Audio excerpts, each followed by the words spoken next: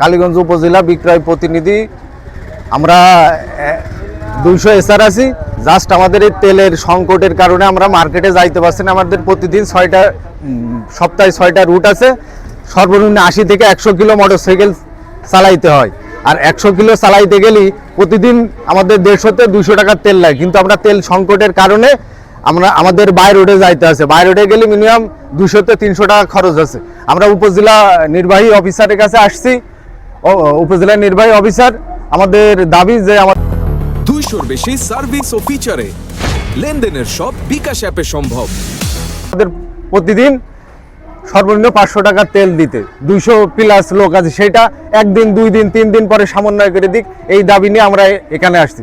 কালীগঞ্জ উপজেলা sales officer সকল ভাইদের অত্যন্ত ভোগান্তির কারণে আজকে উপজেলা নির্বাহী অফিসারের অফিস বরাবর আমরা আসছি। আমাদের ভাইরা মার্কেটে সঠিকভাবে কাজ করতে পারছে না এবং গাড়ির তেল পাচ্ছে না পেট্রোল না পাওয়ার কারণে।